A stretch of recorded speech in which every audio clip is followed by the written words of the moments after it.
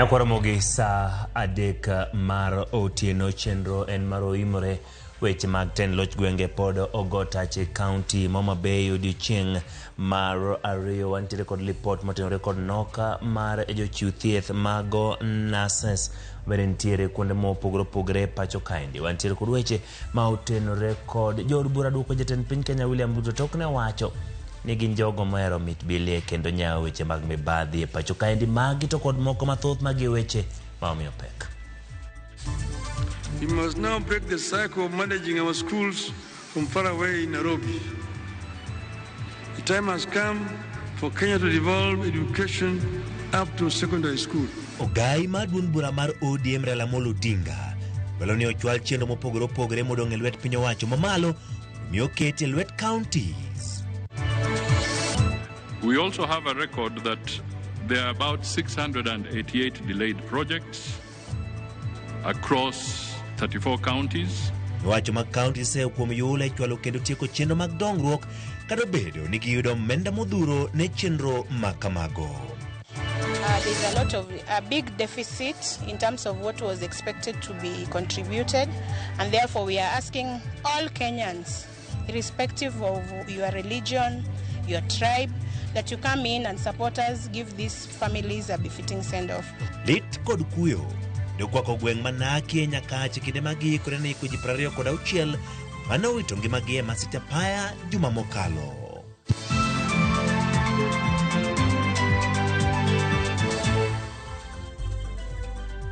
Yakwaramogi bed kode chakruok nyaka giko lewa duto mag tudruok gin mago ma oyaw nyinga Ochieng' Emmanuel jaloko marwa en Belinda Phillips. Kawachako en jatend piny Kenya William Ruto owacho ni thoth singo mane oketo ne jo Kenya osechopo e kinde ma oseo josiasa makwedo piny owacho kowacho ni gionge agenda kopogore kod wach mar one term makinde ka kinde. Ruto mane lose kaunti wa Migori ne opoyo ogai mar ODM Raila Odinga kowacho ni telo mar Manyuanda kata broad based oseketo Kenya kama sani ochope. Jo Juma ni gima thoth.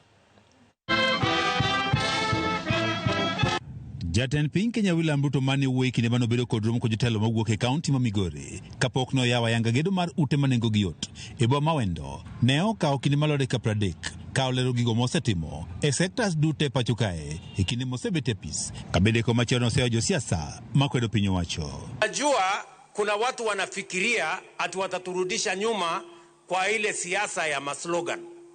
Ruto must go. Sijui nini. Sijui nini. Hiyo haita kufikisha mbali. And to report to the people of Migori that the president is the most responsive, the most accountable, and the most friendly president we have ever had in our life. Ruto ni wano chui mar piny Kenya sani koro chung motegno kangima mayande teke piny Kenya bendo sidok piny. Our economy that had serious challenges in 2022. That inflation was at 9.6, I can now tell you inflation is at 4%. We have brought it down by half. E sekta mathieth, jatend piny Kenya ne owacho ni osetiyo mathoth ma oting'o keto omenda tenge maromo bilion 21 ma idhi tigo e chwalo thieth manono ne jogo modhi manyo thieth ok nindi ma idendo kaka outpatient. Bunge hawa wamepitisha budget ya shilingi bilioni 21 pesa ya Kenya kuhakikisha ya kwamba mwananchi ataenda hospitali, atibiwe, apatiwe dawa na aende nyumbani bila ya kulizwa pesa yoyote. Jatend piny Kenya ne owacho ni e sekta mar pur sani chiemo medo nikech okenge magiseketo ma oting'o mano maduoko piny nengo ma mbolea. Ile fertilizer ilikuwa inauzwa 7,000, saa hizi inauzwa 2,500. By 2027, mwisho ya 2027, Kenya will be a net exporter of sugar. Ne olando ni kar puno malo irrigation scheme e sab kono manyateke county ma Migori bende piny owacho dhi keto omenda maromo milion 500 mondo koro med losego e yono makare. Nataka nimwambie waziri wangu bwana John Mbadi tutatafuta milioni 500 ingine ya kuweka hapa kuja so that we can expand the infrastructure. To wechego maga piny jatend piny Kenya ne owacho ni omenda maromo bilion 60 osechul contractors ka wacho ni gedo maga piny ni mopogore opogore koro dhi nyime e pacho kae. Mwaka huu Tumekusanya shilingi bilioni 175 ya kuendesha mabarabara zetu. Tumesema wale makandarasi wote ambao walikuwa wametoroka kutoka barabara zetu kwa sababu hawakuwa na pesa, sasa warudi barabarani. Ne wane katapan muok miuru bei nyaka masara. Bendo seket ne tenge. Omena maro milioni miongen maidhi tigo. Echako gere. Sasa mimi nataka niwatangazie ya kwamba nimeweka pesa ya kutengeneza hiyo barabara yenu. Milioni 400 iko tayari ya kuanzisha hiyo barabara. Jotel mawuok e kaunti ma Migori bende osiro lipot mar tich ma jatend piny Kenya William Ruto kabende negi singo mar medo sire. Moto iko kidogo ni kwamba kuna wale wakulima hawakuwa wamelipwa deni zingine pale nyuma. Mheshimiwa Rais, ningeomba kwa unyenyekevu hao waweze kulipwa pesa zao. The only government that has done something in Migori County ni serikali ya ukoloni na serikali ya William Ruto. Nearly all the projects that the leadership here have come to your house, the State House, and requested for are under implementation. What Sub-county mawendo ne ido chenro mar gedo mar ute manengo gi oyweyo, ma idendo kaka affordable housing, ma igero, kod omenda maro milioni 700 kod 49. Chenro ni mar gedo ne osidha yanko jatend piny Kenya William Ruto. Weka pesa 15 billion shillings already in Migori County on the housing program. George Juma, Ramogi TV, Migori. Romo mar loch ma kor gwenge madhi nyime kaunti ma Bay ne odonjo odiechieng' mar ariyo kama ogai mar ODM Raila Amolo Odinga ne obedo mako chung' motegno ni chenro mag dongruok moko ma pod okwamo e piny owacho mamalo nyaka koro ochwal ne counties kaka yo neno jopiny yudo lemo mar loch ma kor gwenge. Ali Abich miyowa ler.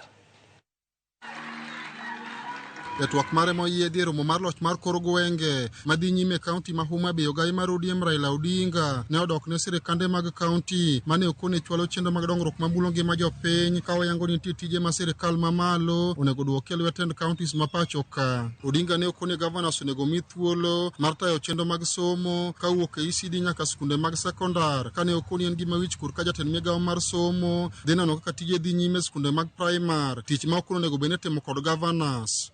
We must now break the cycle of managing our schools from far away in Nairobi. The time has come for Kenya to devolve education up to secondary school. It makes no sense to see a Minister of Education going to Marsabit, to Garissa, inspecting primary school structures or construction. It's a shame, because that is the work that should be done by the governor of the counties there. Bende ne omedo mako chung' motegno ni agucho omenda mag dongo kunde chung' ute buche NGCDF mondo gol e lwet jood bura ka ikete lwet governors ka okone tich jood bura ok en pogo omenda mag basari. Legislatures are elected to represent the people, to legislate and to oversight the national government.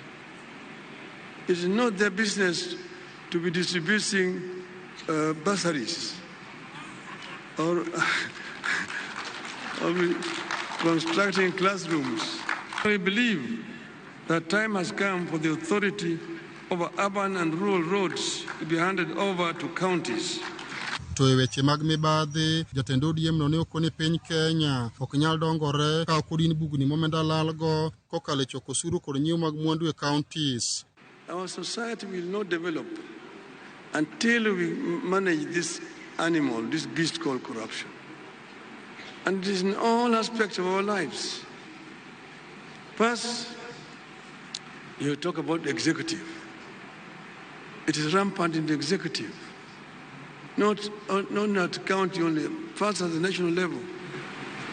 In the procurement and in revenue collection. Ka jatend jotend migepe Musalia Mudavadi mabende ne ogolo twak mare kinde romono ne okone dwaro nitie mondo mi non kaka omenda michulo ne counties tiyo tijegi. I wish to encourage that we take corrective action and ensure that investments in our respective counties are properly safeguarded. I'm reminded that a lot of the governors who left office are in dire straits economically. Would actually want to be told how many of the choppers at Wilson belong to governors or former governors. Romono kiny tich abich donjo odiechienge mar adek kama jalup jatend piny Kenya Ngire Kithure Kindiki biro lore ayanga bang' golo twak mare. Romo maloch mar koro gwenge ne ochopo odiechienge mar ariyo e kaunti ma Homa Bay ka ogai mar ODM Raila Odinga mane wendo modhial omedo tielo ber mar miyo kauntis thuolo mar tayo tijegi yo mowinjore. Ali Abich, Ramogi TV, Homa Bay. Jatend jotend migepe Musalia Mudavadi oyango ni higni 11 mokadho nyaka ne tend loch gwenge chakre pacho ka chenro maromo 188 mane giromo shillings bilion 24 ochung' e kauntis maromo 34 e pacho ka. Oyango magiromo mar loch gwenge madhi nyime kaunti Homa Bay kama bende okwayo kauntis mondo oket chenro makare mar rito alwora. Lydia Okeyo nigi ler. Neno odiechieng' mar ariyo mar romo mar loch gwenge kata devolution conference. Nyasi ma kawuono ne odhi mbele ka irango yore ma loch gwenge nyalo kelo godo ber ne oganda. Prime Cabinet Secretary. E twak mare nyasi no, jotend migepe Musalia Mudavadi oyango ni nyaka ne loch gwenge chakre omenda maromo siling 3.6 oseketi e lwet counties. Kata kamano, moko kuom counties pok otiyo makare gi omenda go. In the past 11 years, we are now in the 12th. In terms of the consolidated figure of equitable share in revenue, county governments have received 3.6 trillion Kenya shillings. Oyango ni chenro maromo 688 manengo giromo siling bilion 24 ochung' e counties 34 ka chenro mag dongruok maromo 40 manolosi e nengo mar siling milion 400 nyaka sani pok otigo e counties maromo 10 ka bende nitiere chenro moko manengo giromo siling bilion 20 e counties 33 manochaki to pok otieki. We also have a record that there are about 688 delayed projects across 34 counties, valued at about 24 billion Kenya shillings. There are also about 40 unutilized projects in 10 counties amounting to about 400 million Kenya shillings, and abandoned projects, or maybe neglected. In 33 counties, we get a figure of about 20 billion worth of abandoned projects. Mudavadi ojiwo counties mondo mi oket lai makare manyiso kaka itiyo gi omenda ma counties kendo ti makare gi mwandu ma ikete county gi joket mwandu maya pinje maoko kod piny owacho mamalo. I thought this forum would be important for me to make a passionate appeal to Kenyans in all our 47 counties and leaders in all our 47 counties that competition for foreign direct investment is absolutely essential for growth, for employment, for revenue. And if we do not respect the rule of law in those counties, we cause a lot of damage and the consequences can be very grave. Okwayo mondo ket makare chenro mar choko taka kendo ti kod gi maloso mwandu ka bende ojiwo counties orangie malong'o weche mag rito alwora kodwaro mondo mi ket mich ne county mabiro keto alwora mare makare mogik. Maybe we should start looking for the green county of the year, the one that really steps out and is able to demonstrate that they are managing this particular challenge and in the process benefit from an elevated allocation during the revenue sharing mechanism. Mudavadi opeo gai mar ODM Raila Odinga kuom bedo ng'ala manyime mar neno ni tend kor gwenge obede pacho kae ka ojiwo counties mondo mione ne gitiyo ne jopiny. Lydia Okeyo, Ramogi TV, Nairobi.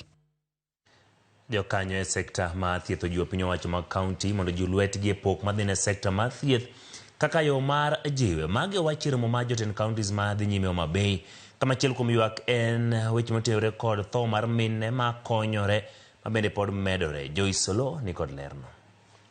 Higni 12 bang' ka chenro mag thieth ne okete lwet sirkende mag loch gwenge kata counties, Kenya pod ni kod midhiero ma okwako sekta no ka ranyisi ne en tho mar mine mawito ngimagi ka ginyuol. Nonro matinende yango ni mine 5,000 tho higa ka higa kokale midhiero e kinde nyuol, midhiero ma jokanyo lero ni nyalo geng' kaponi sirkal ochwalo omenda moromo kod jiwo gige thieth e osiptende. Those are 15 fully loaded planes crashing every year, each of them carrying 340 women, and life moves on as if nothing happened. That cannot go on. We shall not allow that to go on, because when a plane crashes, life actually stops. We lose both mother and the baby, not because the resources were not there, but because the right actions were not taken. So it's just a matter of awareness and making sure that we put priorities right. Jotelogo loso e romo madhi nyime kaunti ma Homa Bay ma okelo kanyakla 10 counties 47 duto mapachoka e twak margi kato bedo ni nitiere nok mar omenda mar jiwo thieth. Gavana Sonyisi ne otudre gi riwruoge ma ok mag sirkal e siro chenro mag thieth kendo geng'o thoe makamago. Having the national treasury that we ring fence some of these resources for some of these strategic interventions like maternal newborn health, family planning, HIV, TB, malaria, so that anytime we have a budget rationalization, then this is shielded and is protected going forward. To do that requires that you separately determine what are the needs of the newborn, what are the needs of a mother, what are the needs of this other patient, and you plan for it. Jokanyo mag telo kod jo sekta mag thieth bendo jiwo jopiny mondo ndikre kaka jokanyo mag okumba mar SHA kendo gichul chudo mar SHIF mabiro konyogi e yudo thieth maonge midhiero. Joyce Olo, Ramogi TV. Pod ntiere weche mag thieth. Riwruok moro matimo nonro weche mag thieth oyango ni nok mar nurses e kuonde thieth medo kelo midhiero e ngima nyithindo matindo e pacho ka makoro kelo dok piny e dongo makare mag nyithindogo. Riwruogno mong'ere kaka HiQ oyango ni nok mar nurses mi nyithindo ichunegi arita e kinde machuok kende. Miyo mine nyithindo midhiero ma tuoche mag paro kendo kelo olo mang'eny e tij nurses meto nyithindo, gino mamono nyithindo yudo chenro mag arita mowinjore. Cynthia Nyango miolero. E nonro mar riwruok motisi ni Harnessing Innovation in Global Health for Quality Care kata HiQ manotime kind higa mar 2022 nyaka 2024 e kuonde thieth 8 mag counties, oyango ni nok mar nurses e kuonde thieth mapachoka en ohinga maduong' e jiwo chenro mag thieth mowinjore e ngima nyithindo matindo ma pod dwaro kony mag nurses e jiwo dongo margi.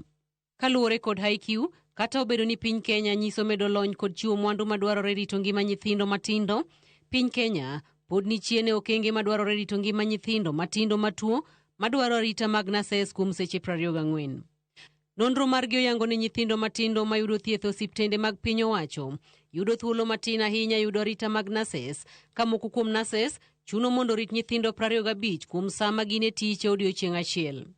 Lipodno wacho ni ng'eny nurses chuno mondo bed kod nyithindo matindo mayudo thieth dakika 30 kende kuom nyathi ka nyathi e kinde mar seche 12 mar tijgi, okang' ma en rem maduong' e chenro mag chiwo thieth ne nyithinde okang' mar piny mangima. Nonro mar HiQ bende olero ni nok mar nurses e chenro mag rito nyithindo osebedo ka kelo ting' mapek ne mine nyithindo ma osenenore e medruok mag tuoche mag dang'ni mag paro mag nurses kod mine nyithindo matuo kendo dwaro arita makende. HiQ owacho ni duoko mar nonro margi bende oyango ni ng'eny osiptende othung' kod jotuo ahinya to e wards mag nyithindo, kendo gedo margi bende ok nitiere okang' makare, gino makelo pek e rito ler, chiwo arita ne nyithindo kod jorit margi, kaachiel kod medo pek e yore mag tudruok mapiyo e kinde ma kony mapiyo dwarore. Giyango ni piny Kenya kaka piny mani kod yie okenge 16 mag kelo lokruok madwarore e piny ngima kata SDGs ni kod ting' mar kelo lokruoge mapiyo kendo mongirore rito ngima nyithindo kod jorit maggi.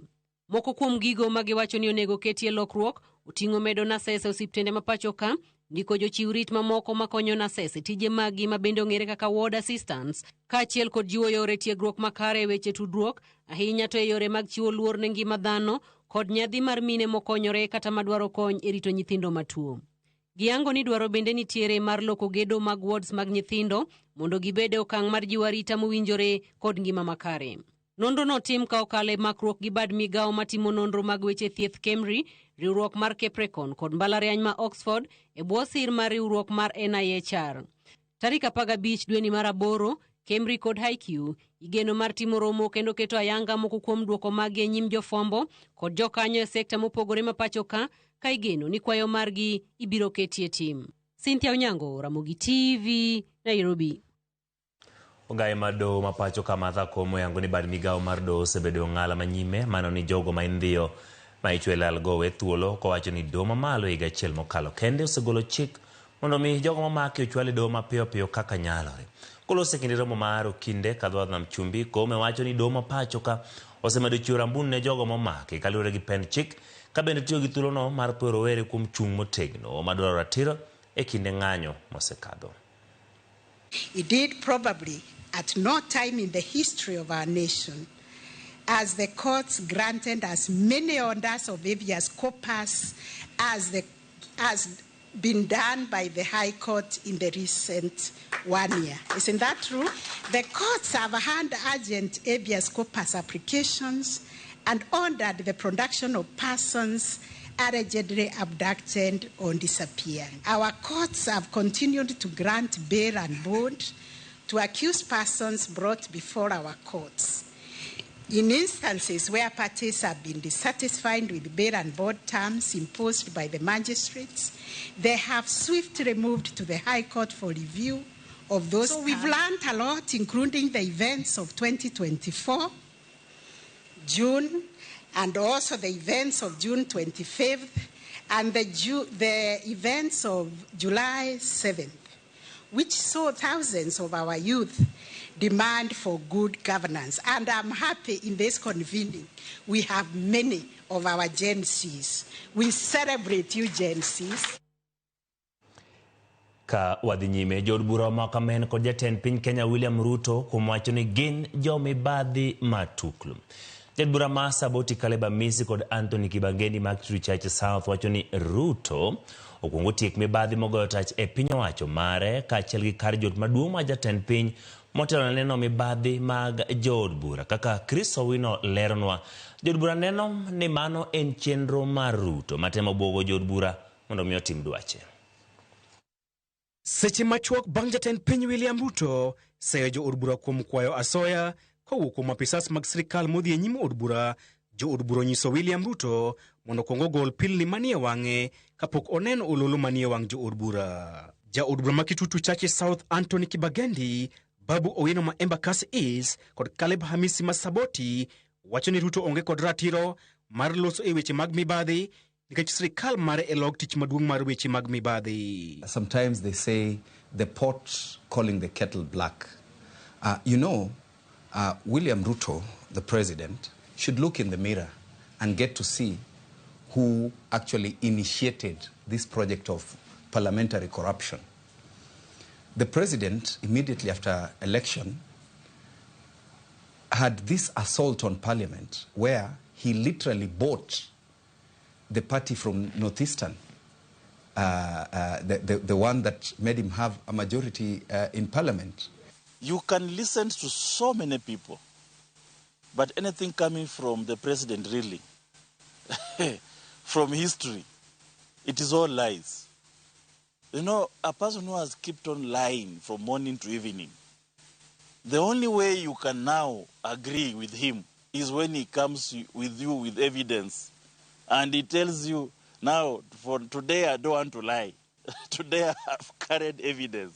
Kauloso e county ma Homa Bay, e kinde nyasi mar ochiko mag tend gwenge, Ruto ne oseyo jo od bura kuom nyayo weche mag mibadhi kokalo kuom kwayo apisas mag sirikal ma odhi duoko penjo e nyimgi mit bilie kaka yo mar luoko nyinggi. Jo od bura kwedo wach makamano, magi wacho ni en chenro ma jatend piny William Ruto mar temo ketho nying jo od bura kaka yo mar chuno gi mondo gitim dwache kaachiel gi thuo gi kod jopiny. The first thing the president needs to do is to invite EACC to State House earliest possible.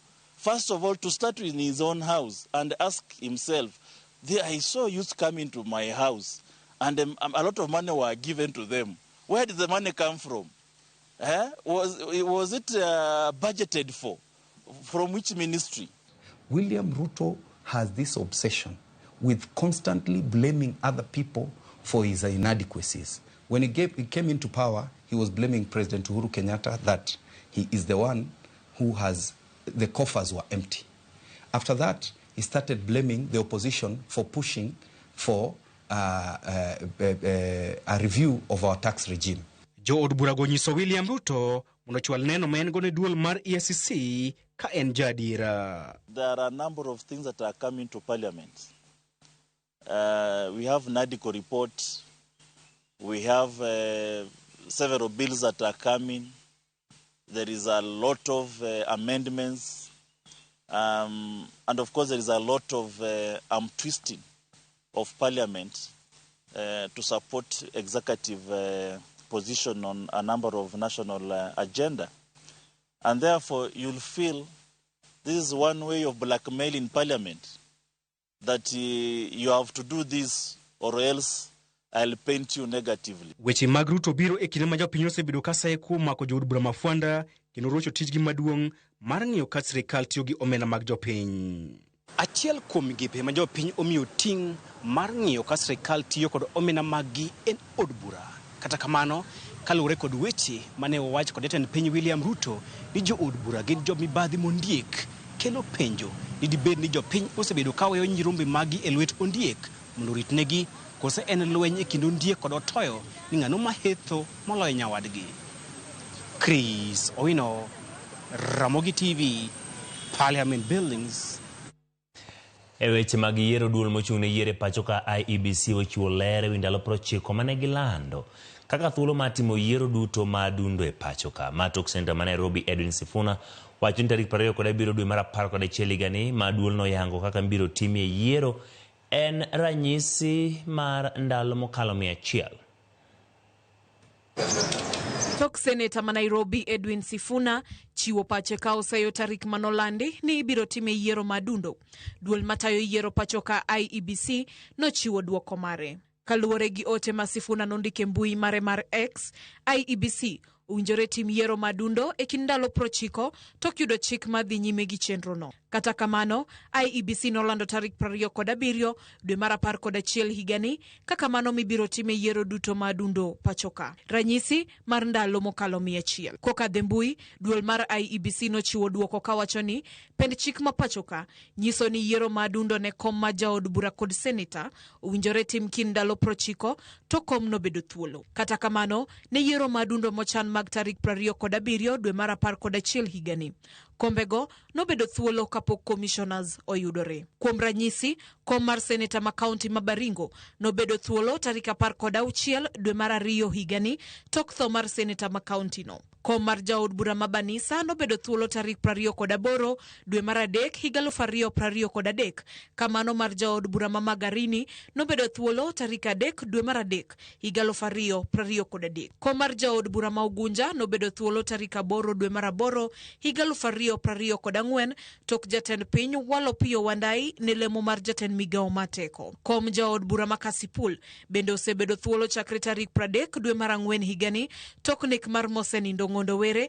Kamano Mama Lava to osebedo thuolo chakre tarik 17 dwe mar 2 higani.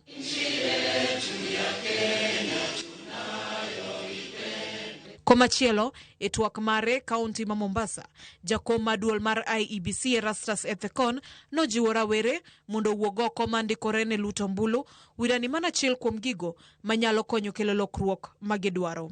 We want everybody to count.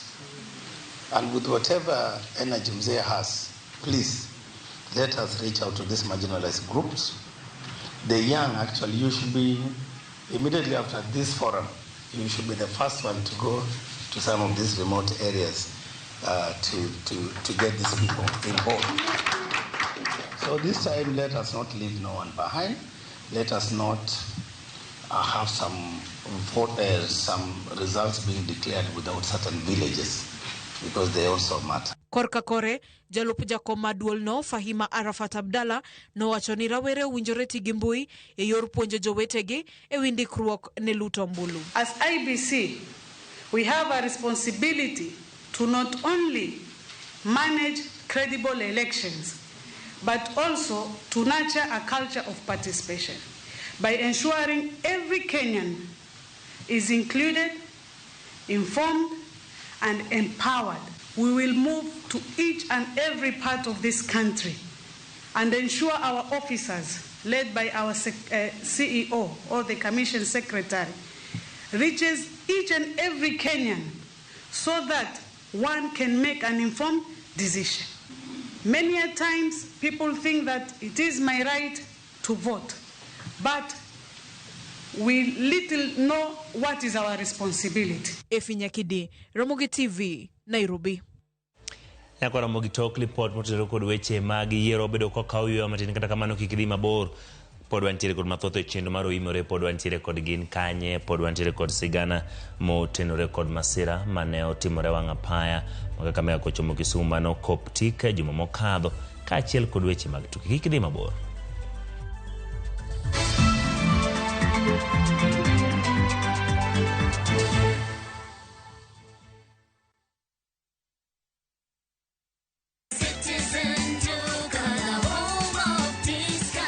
We deliver across Nairobi, Kiambu, Thika Road, and beyond. Shop now on www.citizenduca.com or on the View Sasa app. Citizen Duca, home of discount. Saa zingine mambo kupata bila plan. Gas ndio imeisha, landlord akuache upumue, mtoto ni mgonjwa na bado ni mid-month. Usijibox kwa noma. Piga *531# and sort your emergencies with my Mobi Civil Servant Loan, iwe usiku au mchana. Kama wewe ni civil servant, sasa uko sorted. Dial *531# and get up to 20,000 shillings and pay from your next payslip. No paperwork, no guarantors, no drama. Ni wewe tu na simu yako. Register now and see your limit in seconds. Built for Kenyan civil servants. My Mobi, iko sorted.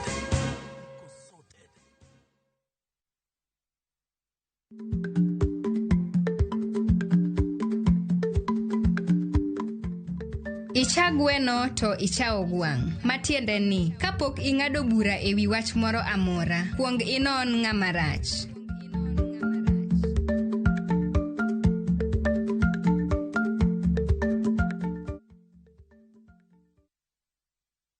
Be in japur mag kothe kaka bando, bel kata kal. Isebedo kiyudo lal machiegni gi nus mar chambi nikech kute kaka thuth kata mong'ere kaka osama. Kute matucho cham kata osama osebedo dhola makoch ne keyo magi. Ere tiende gimed ketho chambi? Kan chambi maber mondo igeng' kute. Tigi Scanner Super ma inarita makare mar geng'o kute ei dechi. Orito chambi kuom thuolo malach mokalo. Tikod rapim mar 50 grams kende kuom gunia mar 90 kilograms Scanner Super. Kinga kamili kwa nafaka. A product of Osho Chemical Limited.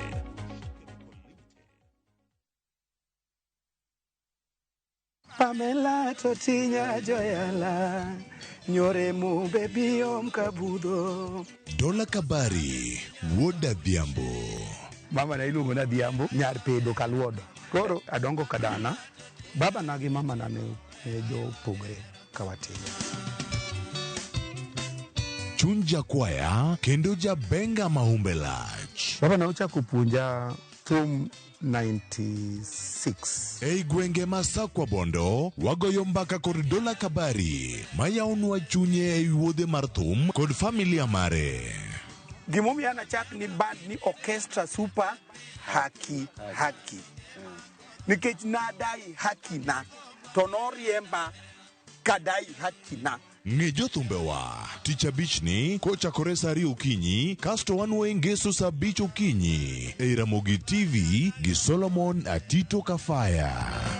Kabari anadhero nikechero minatino.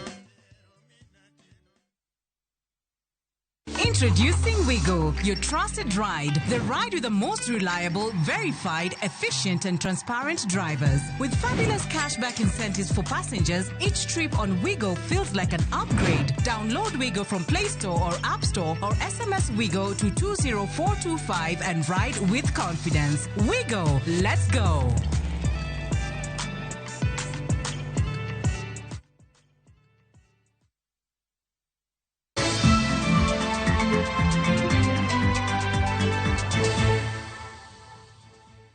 Erokamano kuom medo kete Ramogi TV chenro poden mar Oimore wach malit kod kuyo. Kwan ji mamoko Ma bende koro sewito ngimagi masira mar apaya manotimore apaya ma Kisumu kochomo Kakamega 27 bang' ng'at achiel manitie kar thieth ma jogo maongore mar ICU wito ngimane otieno ma piny orugodo kawuono. Magi timore kinde ma nyasi mar olam ne familia gi kod arambe mar siro kopo margi mogik. Ne odhi nyime e skul primar Manaki Nyakach. Millicent Adhiambo miyo waler. E skul primar Manaki e Nyakach, alam kod arambe ne otwe lwasi ne familia ji masani kwan gi ochopo 27 mane owito ngimagi e masira mar apaya ma Kisumu Kakamega. E kinde ogogo, ikruok maka kod kacha bende ne dhi nyime e alap skul primar Manaki kod e miere ma opogore motelo ne nyasi mar ik jogo. Kata obedo ni chenro makamagi dhi nyime, familia kotelnegi kod komiti mane ochung'ne teo chenro mar kowo jogo yango ni rem to pod nitie e yor omenda madwarore kaluwore kod bajet margi. Thogni duong' ji otho mang'eny. Wan nyo wasepango ni ka pesa ne nyalo yudore maber. Bilwa mane wamiyo sirikal ne en $1.7 Sirikal ong'ade moduogo 4.5. Omiyo wan mabor to pok wa give up nikech Nyasaye ni kodwa. Wa hope ni Nyasaye biro provide mana kaka ose provide nyaka kamoro wachopo. Wan kaka jo Nyakach sani ok wang'i mana ni wadwa iko jowagi mondo gidhi e bur aeto watiek weche. Kaka jotelo wang'iyo ni to bang' ikono families modong' gi chandruok magidongo, nyithindo modong' man kie monego beni tere sikul, ere kaka wadhi konyogi. Bende giyango ni nitie anyuola moko mapod ok bitimo kopo mogik ne joheragi chieng' ngeso. Tiere jowa moko ma ok dhi iko sani. Ok gidhi iko nikech gitamore dhi iko sani. To ok gidhi iko nikech nitie gik momako kaka achiel kuomgi ne oyudo accident nigi jaode. Jaode pache pok oduogo. En e hospital pache pok oduogo. Onge kata kaka inyalo jok manyotemo ok nyal kata pimo ne chuore otho. Kidhi hospital to kuongo penje ni wan to koro Nyasaye okonyowa to jaoda to dhi nade kocha. Tie family machielo ma nyithinde ni loka to ne gikwayo no migi ndalo 2-3 mondo gibi.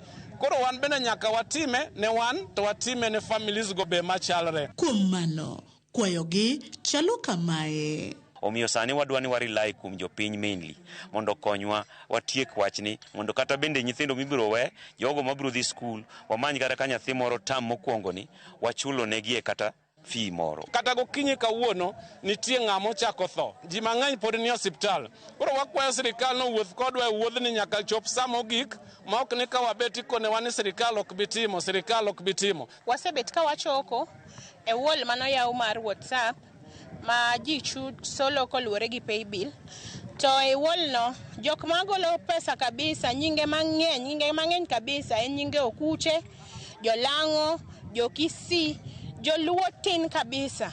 To gini chanda nikech liel motimore nwani otimore ne Joluo. Akwayo ni gibed mbele e wach solo ni mondo kata ka joka binde mamoko gi dhoudi mamoko gi biro konyowa to gido ka wambe wachung' kaka community motegno. E sama koro familia go geno sir makende mondo gimi joheragi kopo mogik e yo mowinjore. Ringre ji maheo 20 go kinyne gol e kar kano ringre majaramogi ka itero gi Nyakach e miechgi ne alam mogik. Bang'e chieng' ngeso ne ter ringre gi e alap skul primar Manaki kuma ibiro timnegi nyasi mogik makanyakla kapok oikgi. Millicent Adhiambo, Ramogi TV, Naki, Kisumu County. Wadhi e county ma Siaya bang' jaket mwandu mar kambi mar Dominion Farms lando duogo mare thidhna mayala madhi nyime gi tije ma pidho chele kod niang' e thidhna no. Paro mopogore opogore wuok kuom jopiny e alworano ahinya to kaluwore gi wach lo mayala. Steve Biko miyo ler. Mae puodho motisi ni Dominion Farms mayudore e thidhia mayala e kaunti ma Siaya. Bang' jaket mwandu mawuok e piny Ulaya Calvin Burgess bano piende ne yor achune kendo bolo piny pitho chele kae e higa 2020, jaket mwandu machielo mar Lake Agro nosieko kendo dhi nyime gi pith mar niang' makoro kwako eka modhuro mag lo. Odiochieng' manyoro Calvin Burgess noyango ni oseikore mar duogo kae kendo daro lek agro mowacho ni osebedo katie tok chik ni mar kinde manodeso godo lobno pok orumo. Community came to me and said, Calvin, we want you back here and we're going to give you 3,500 hectares. Kata doko ni noyudo lal mar mwandu manengo ne dirom bilion 2.6. Burgess onyiso geno mare mar chiero kambino. It goes fast. Then I will be here and we'll start the rebuilding process again. Mega millions to do it with. My lease is still valid. The community hired an attorney, law firms. They came forward and said, no, you can't have a lease on top of another one when the thing's still valid. We have still got probably 30 years on it, but I'm not coming back for a lease. Lendo mar geno ni nokelo more chuny jopiny alworano ka giwacho ni kambino biro chugo thuolo mag tije ahinya to ne rowere kendo keto pesa e ofukogi. Nyocha wan county ma wan gima ne watimo ne wan consumers. Gimoro amora mane ne wanyalo golo mwabe wausi county moro onge. Lakini kaluwore kod effort mar governor, wan kod Siriwo Rice Mill. To kendo duogo mar Calvin en pak maduong' kabisa nikech wan sure ni wadhi bedo kod kambi mar niang'.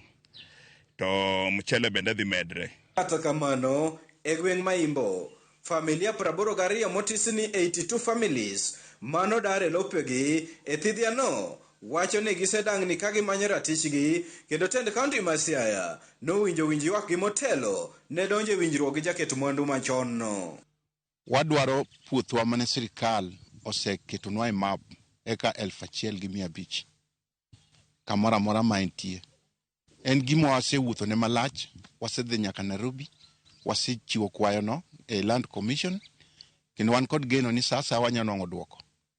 Ponono wanyalo nwang'o duoko ni koro community onwang'o puothgi mane sirikal osekete map, dwa duoko erokamano maduong' ni sirikal. Puodho manomiwa gi National Land Commission mar 82 ni en e report mar National Land Commission to koa Nairobi kochopo Siaya kata olal. Kwaluwe Siaya kata kwano wang'e momiyo nyo wasedok nyaka Nairobi bwadhi ka National Land Commission puodho wanwang'o nitie. To ng'amonego implement wach mar puodho mondo miwa en county government. Jogo miwa lopwa. My point manwaya minga ni lopwa manopun. Osiemnwago kati pi osiemnwago. To nyojo wadhi bokete machiegni. Kendo koro muti ni moro chako biro ka maputu to wan jo senyiso an awalos koro mpango ochiegni duoko mondo koro yudna kaka ipogunwa. Manjo wan Nairobi kwa mora hinya. Omiyo ano kanya donji wach moro mawinjo gafili kata na wachango an mana puoth wachama dwaro. Ewi mano, familia gi oramo ni kata doko ni girwako paro mar kelo joket mwandu mopogore thidhiano gibiro dhi nyime gi manyo ratichgi mar neno gi yudo lopegi kendo reso tieng' mabiro e midhiero mar manyo lo. Steve Biko, Ramogi TV, Siaya. Yakora mogen sach sigana mana kaka juma ka juma wakelo ni chendo mar gin kanye kawuono wakelo ni sigana mar japuonj Fares Owuor na achiel kuom jopuonje mane okuongo yudo tich e kinde machon kendo keyo rieko margi ne jopuonjre. Okoni kaka japuonj ne chulogi mana shillings 400 kende e dwe. Owuor bende oyangore kod chendo mag pur kod pith mane ochako e district ma Migori e kinde no ma sani en county. Nyaka sani ochiwe tiegruok ne jopuonjre mag pur kod pith kata bang' kane osedhi rutaya. Walter Nyambaga miyowa sigana.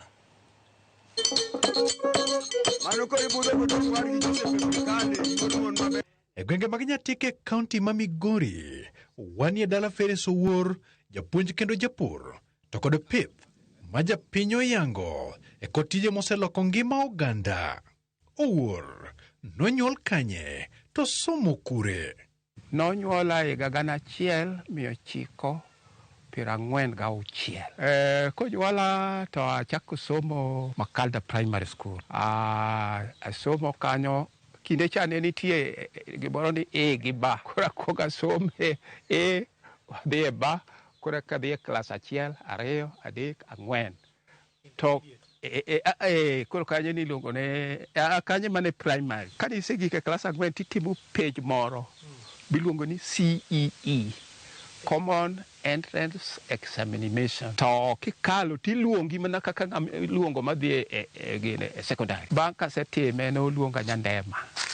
Koro toke no otima boro ochak wadhi e secondary.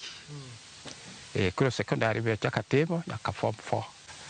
Secondary atimo Kisumu. Bang' tieko secondary, Ferris wacho ni nobedo kod riyo mar bedo japuonj kendo noyudore college ma Kisii. Kinde cha thuolo ne ng'eny kabisa. Ng'ama otima page ni to kose sudhuru madwari to koro ine miyiero. Koro an ayiero dhi e puonj. Koro nokawa Kisii Teachers Training College. E higa mar 1971, Ferris ne ondiki kaka japuonj kamoro ni Karabondi. Okoni bedo achiel kuom jopuonj mane koro okwongo yudo thuolo kod duol mano mar jopuonj pacho ka kama ne ichulogi mana shillings 400 kende e dwe. Higa 71 koro ndika tich mar puonj. Chako gi kanye? Achako gi kamoro ni Karabondi Primary School e Karachuonyo. Japuonjo kuom higni baderom 27.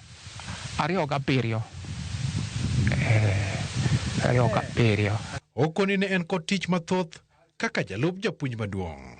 Kendo mano ne miye tudruok makare kod jopuonj wetene. Koro chaka kaka japuonja. Koro ka kisebedo gojusi koro kichake sodo. Then deputy head teacher. Ting mar deputy head teacher ng'eny ina head teacher. Sama head teacher onge ine ma weche duto te nie nyimi. Kata kamano okoni achiedh nade bende nitiere kaka japuonj maduong'. Head teachers mang'eny ok oyie gi jolupgi. Ineno ni ka ng'ato tiyo to ng'atno kunyo tiende. To tudruok mare kod jonyuol e kindeno ne chalo nade? Ahinya Karachuonyo. Jo Karachuonyo nohero jopuonj. Kendo ne yudo ka sama tin oseor nyathi mondo mi ibi limgi. Jogwang' nokayo maber nikech seche duto ka nitie gimoro mane timore e gweng' nodonje. Ka nitie wach moro amora obed pek moro mag liete mag sikul nodonje. Moro kod kit nying mane miyogi kaka yore mag nyiera. Japuonja. Mano nying maber ahinya kiluongigo. Yeye luongi japuonja. To tim gima ng'iso ni ok in japuonja. Kae to jogweng' koro ok bi luongi ni japuonja. Timni. Koni pogruok nitiere kit somo masani to kod kit somo machon higni mag 19. Pogruok nitie. Chon cha ne gik moko itime e yo ma uyanga. Medruok mar ji okelo gimoro ma koro miyo ng'ato ywak koni to ng'ato ywak koni. Ng'at bowinjore timne gima ber itame timo gino timiyo ng'at ma ok owinjore. Omiyo mbaka mar dhi e rutaya mare kaka ne chal kod chenro mane oloso. Wan ne miyowa notice ka dwa dhi e ritaya timiyi notice dweche 3 barua biro ni mang'isi ni tarik makama dwe makama chieng' makama ritaya. Koro neno kaka idwa nang'o maber koso idwa marach. Jomoko pondo. Wabuonjo matin kit kaka jopuonj ne chamo sara mane dhi omo mane gwenge mag Homa Bay kitiyo kod ndiga pesa mane chiwo mana ching'. Ok Migori. Homa Bay. Eda fe yaka Homa Bay. Wadhi omo sara. Migori mochakore nyocha ne. Migori ochakore nyocha ne. lakini ni wa organize ed teacher ne toro ga temo dong e school chieng' ma kama ng'ane dhi uru omo sara moko kuom gi ne osechako chamo msara e bengi koro jo bengi go ne nyalo rito mondi ka jo kaska dhiyo nikech cash to ne pesa maduong' malich. Ochutwa mbaka matin kaka ne ochako familia mare. Minoda ni taromogo ka 69 ne en e skul to bende osetieko klas 8 koro en dala koro osiepna moro mane bende wapuonjogo karachuonyo kono koro abiro lemo osiepnano koro kanye mwarome kode koro wature gi wach haya obiro wadak notiyo oko tan be atiyo komachielo koro waduto ne watiyo koro ne waro nyalo mana romo weekend. Bang' dhi rutaya wuor nomako motegno weche mag pur kaluwore ni weche mag mula manyatike e kindego ne pod onge. Kata kinde mana ane tich na puro kendo kinde cha na puro kabisa kech mokwongo ne an gi pesa koro anyalo miyo ng'atni pesa purna ka ng'ani bende pesa purna ka ng'ani bende koro ka wach mar goldi mane kane ne onge koro inyalo puro puothe mang'eny to iyudo jodoyo bende mang'eny manyalo konyi doyo puothego mopogore gi sani bel nitie kanyo bando nitie kanyo kinde cha kata kal bende ne wapuro. E dalane nitiere puothe buora moting'o mag alode to kod mamoko. Kane en mar alot en mar alot. Alwora mar dalane ni kod yiende mopidhi kendo pimonwa kaka yien ka yien e alwora ka ni kod weche mopondo. Yien bende watemo mondo walosi mondo ywanwa koth. E kothe kod olembe ma bende onyaka okoni gin mago mitimo godo weche mag tiegruok. Wasunge kod jopuonjre mathoth chopo e puothe man ka mar timo nonro. Wasungu manoa Canada higni machon go ema nobiro ka koro giriekni mane giago kono to gi mar yien ahinya ahinya olembe olembe maembe ka apoyo be nitoke kanyo moro ni tomeko jomoko luonge ne jackfruit to ken jackfruit jackfruit ni moro nitie ne iye kucho cho jamno bende pidho bende okoni nitiere kako chiwo thuolo ne tije ne jok man kod riyo mag dongruok. Dwarore ni wapuonj nyithindwa gi mondo ong'e tich lwedo ni mano nyalo miyo ng'ato ndikre kende. Koro seed bank ni achoko kothe duto te mageno mar timore nade biro pidho e season mabiro. Kul nyithindo manopuonjo ne thoro bedo kode machiegni kata nyaka sani pod gin kode machiegni kendo gilime nikech nopuonjogi nyaka tich mag pur kane en jatendgi e 4K club. Koro miyo moko mane okawo tijno maber pod time kata nyaka sani. To koro mato ogongo. Mo ogongo. Koro en orita koth. Ka koth sebiro ni itere oko. To ka bende koro achako pidhe matunda fruits. Kanyo ndim nitiere, mayom nitiere, sandra nitiere. Ne kitungu gi. Onions. Kitungu gi reserve kaka repellents. Koro kopidhe to komi kute donje e gik mopidho. Kobedo ready, mano kobedo ready, ma kaka osebedo ready, en ginyalo konyo. Okay. I can see this one here is already moselosi. Kiselose kama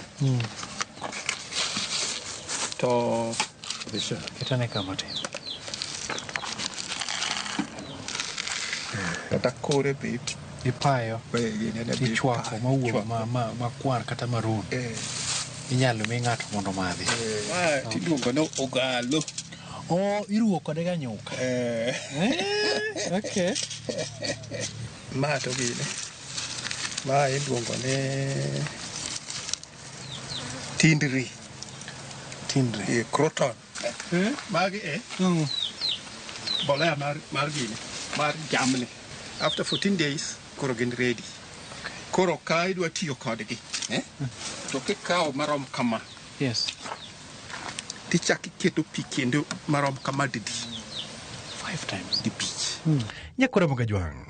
Erokamano kuom bedo kode chakruok nyaka giko. Jata chenro mari kuthulni duto ne en Walter Nyambaga. Wuod Kowero. Thon ka ji dhi, kendo ka ji duogo. Oriti masane.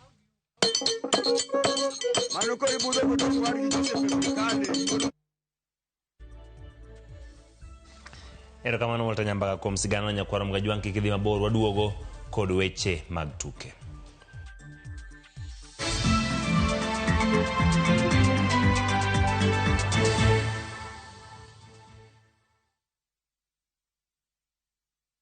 The August school holidays are the perfect time to unwind, relax, and enjoy Kenya's stunning coast with View Travel's getaways. Stay in Mombasa on a full board basis from just 28,750 Kenya shillings via SGR or 44,350 Kenya shillings when flying. Escape to Malindi Watamu from 35,000 Kenya shillings via SGR or 45,000 Kenya shillings by flight. Bask in the Diani Ocean Breeze from 66,300 Kenya shillings via SGR or 49,300 Kenya shillings by flight. All packages are per person sharing and are inclusive of return hotel transfers. Book now and pay in installments with View Travel's Lipa Pole Pole option. Call 0703 254 254 or visit viewtravel.com. View Travel. Dream. Explore.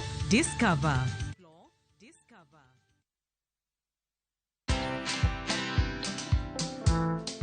Lete kifunguu. Lete kifunguu. We mama wenda sako. Leta kibungu. Leta kibungu. Leta kibungu. Rada bro. Leta kibungu man. Tulia bro, tulia. For me, I feel like this is the best time now, Brayo, to tolerate hii element. At least tukuone venye unakaa bro. Watch this story and more. Download the Citizen Digital app or visit www.citizendigital.com and find the Citizen Originals portal. Kenya's #1 app, Citizen Digital.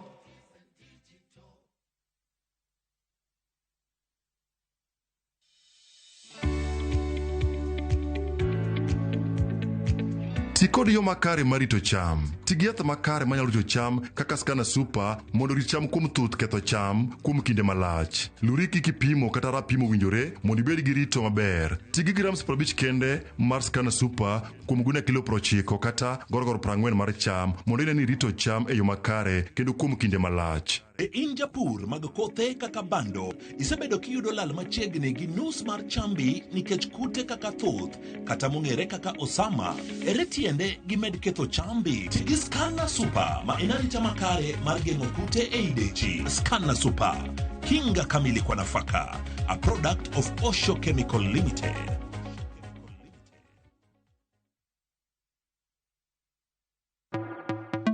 Wherever the vibe is, View Tickets gets you in. Book your spot in seconds. Concert, theme night, theatre plays, comedy night, kids festivals, and so much more. It's all just a tap away. Don't miss a moment. Grab your tickets fast and easy. Visit www.viewtickets.com or dial *487*6#. Select your event, pay and get your ticket on your phone. View Tickets, where good times begin.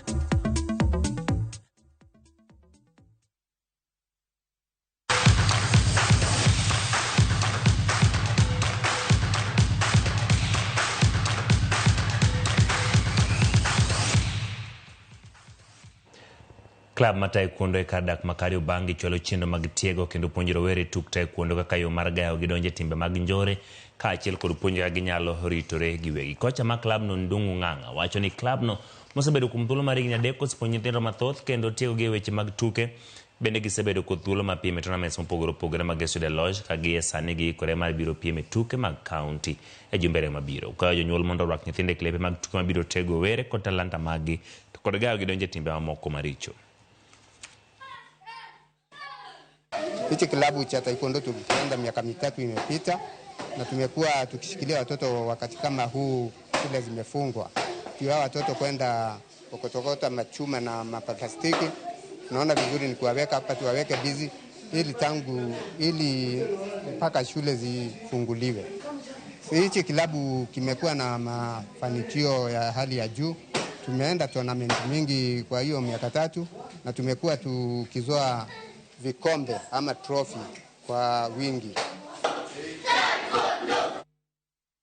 Riwruok matayo tuke mag volleyball yango nyinge squad mar Malkia Strikers mabiro piem e tuke mag piny mangima mano World Championship mibiro bag e piny Thailand e kind tarik 22 dwe ni nyaka 7 dwe mar 9 higani.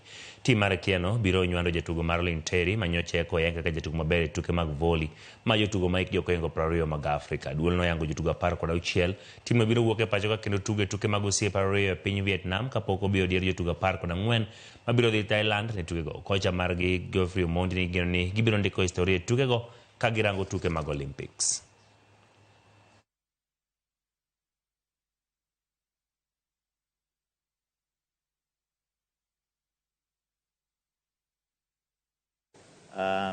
The team is ready.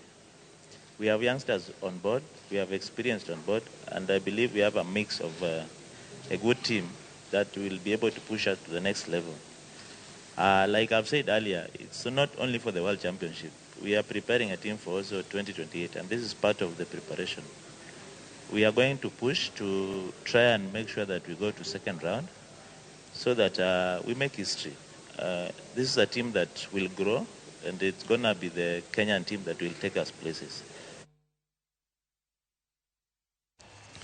Tilemara dek ma YouTube golf manigi lony mong'ere kaka PKG Equator Tour chakore yanga kawuono Mount Kipipiri Golf and Resort bo Manyandarua. Tuke makamagi okelo kanyakla YouTube golf moromo 43 mawuok e pacho ka mangima. Tuke makamagi osir kod kembe madongo kaka Safaricom kendo chiwo thuolo ne jotugo mag golf lando margi okalo e tugo ma iritimore seche matielo mariyo mokwongo nosetimore Ruiru Sports Club kod Limuru County Club. Safaricom en achiel kuom josilwedo osiro jatugo Mutai Kibugu mowuok Nyeri Golf Club, Mohit Medirata, Sigona Golf Club, Samuel Njoroge Relis Golf Club kod Matthew Wahome Nyali Golf and County Club.